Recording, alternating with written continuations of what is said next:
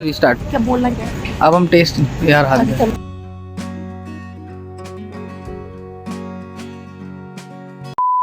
तो गाइस अभी मैं आई हूँ पार्टीशन म्यूजियम। हमने देखा था अमृतसर गोल्डन टेम्पल, फिर हम गए थे जलियांवाला बाग और फिर हमने देखा वाघा बॉर्डर।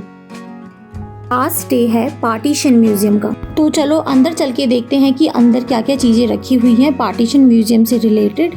तो चलिए मेरे साथ। भारत की आज़ादी के साथ ही देश के नक्शे पर खींची गई एक अनदेखी लकीर की वजह से अपने ही देश में परदेसी हो गए लाखों लोगों के इतिहास का सबसे बड़ा जीता जागता इतिहास है, जिसको हम यादों के ऐसे पन्नों में गिनते हैं जिसके लफ्ज़ कहीं आंसुओं से धुले हैं तो कहीं खून से तरबतर। जब इंडिया पाकिस्तान का पार्टीशन हुआ था तो वो बहुत ही वर्स्ट सिनेरियो था हमारे इंडिया के लिए, क्योंकि यहाँ पे पहले इंडिया एंड पाकिस्तान सेम थे बट कुछ सर्कमस्टेंसेस ऐसी हुई जिसकी वजह से अलग होना पड़ा। तो उस टाइम में हम जाते हैं वापस और उनको फील करते हैं कि उनको कैसा लगा होगा जब हमारा देश डिवाइड हुआ। ये जो पार्टीशन म्यूजियम है ना, स्वर्ण मंदिर और जलियांवाला बाग से कुछ ही दूरी पर स्थित है, तो आप बाय वॉक भी यहाँ पे डायरेक्टली आ सकते हैं किसी से भी पूछ के। आपको एंट्री टिकट लेनी पड़ेगी, उसके बाद ही आप अंदर आ सकते हैं। और अंदर आते ही 3 फ्लोर हैं और हर फ्लोर पे अलग अलग चीजें डेमोन्स्ट्रेट की गई हैं, तो आपको यहीं पे आके पता चलेगा। तो गाइस अभी हम हैं पार्टीशन म्यूजियम के अंदर, तो यहीं पे सिर्फ फोटो लेना अलाउड है, जहाँ पे आपको कि मैं यहाँ पे खड़े होकर वीडियो शूट कर रही हूँ, तो आप यहाँ पे आए एंड फोटो प्लीज करें। और यहाँ पे बहुत ही वैल्यूबल इंफॉर्मेशन है रिलेटेड टू पार्टीशन, तो प्लीज़ ज़रूर आए यहाँ पे और देखें।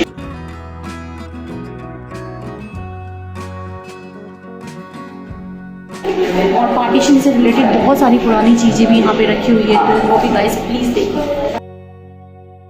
काफ़ी सारे डॉक्यूमेंट, न्यूज़पेपर, डायरीज एंड जो ब्रिटिश रूल के टाइम पे जो उनकी कुछ एसेसरीज थी, जो कुछ सामान थे, वो भी रखे हुए हैं, तो आप जरूर आएँ। तमाम तस्वीरों में मंजर भले जुदा हैं, लेकिन बंटवारे का दर्द और अपने को खोने की बेबसी लगभग एक जैसी ही है। 15 अगस्त 1947 को हमारे भारत को आज़ादी तो मिली, लेकिन उसके बाद ही लाखों लोगों को एक अनदेखी सीमा में 2 हिस्सों में बांट दिया गया था। लाखों लोगों के लिए उनका अपना ही देश पराया हो गया था। पंजाब और बंगाल में रातों रात लोग अपने ही देश में परदेसी हो गए थे और फिर शुरू हुआ इतिहास का सबसे बड़ा पलायन।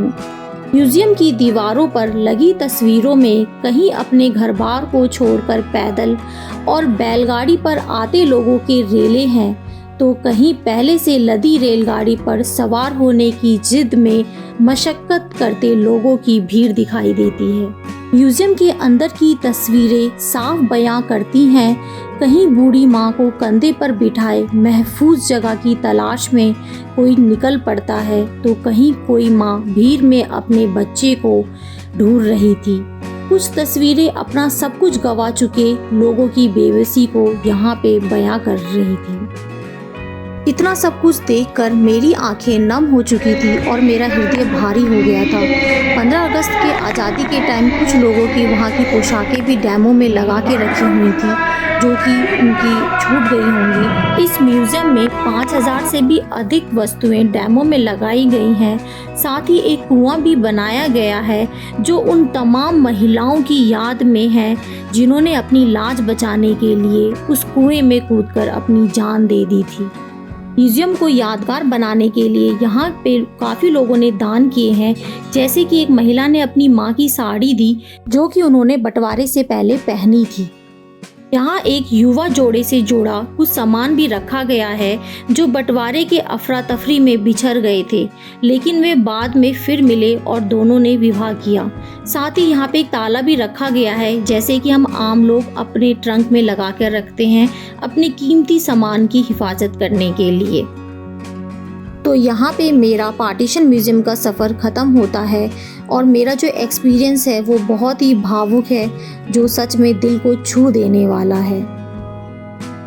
तो गाइज़ हमने फर्स्ट फ्लोर में पार्टीशन से रिलेटेड सारी चीज़ें देखी, जो कि डॉक्यूमेंट्स, न्यूज़पेपर। म्यूज़ियम के बाद मेरा जो दूसरा सफ़र था वो था कपड़ा मार्केट जाने का। अब मैं कपड़ा मार्केट जा रही हूँ, जो कि अमृतसर का फेमस मार्केट है। यहाँ पे आपको बहुत ही रीज़नेबल प्राइस में बहुत ही अच्छे क्वालिटी के कपड़े मिल जाते हैं, और साथ ही वहाँ पे एक स्पेशल फूड आइटम भी है जो कि बहुत फेमस है।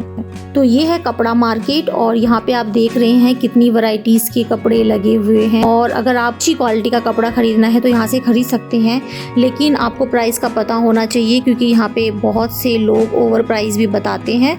तो अगर आपको कपड़े का पता है, फैब्रिक का पता है और पैसे का पता है तो आप इजीली खरीद सकते हैं। तो आगे चलते चलते अब हमें उस स्पेशल फूड आइटम को टेस्ट भी करना था, जो कि बहुत फेमस था। तो पूछते पूछते हम वहाँ पे आगे चलते गए और हमें फाइनली मिल गया वो शॉप जहाँ पे हमें ट्राई करना था न्यूट्री कुलचा, जो कि अमृतसर का फेमस न्यूट्री कुलचा है। और ये स्पेशली बनता है वेजिटेबल से, और इसमें कोई भी ऑयल घी यूज़ नहीं करते हैं। ये अपने नेचुरल ऑयल से अपने आप ही पकता है। तो अभी हम आए हैं कपड़ा मार्केट अमृतसर में, और यहाँ की बहुत ही फेमस है न्यूट्री कुलचा वाला। तो अभी हम टेस्ट करते हैं और बताते हैं कि कैसा है। हमने 5 प्लेट ऑर्डर कर दिया है अपने न्यूट्री कुलचे को, और अभी ये बना रहे हैं। तो आप देख रहे हैं कि फ्रेश इसमें वेजिटेबल्स स्प्रेड कर रहे हैं तवे पे, और हॉट बिल्कुल ये सर्व करते हैं एकदम गरम गरम। और इसमें कोई भी तेल यूज़ नहीं होता, घी यूज़ नहीं होता।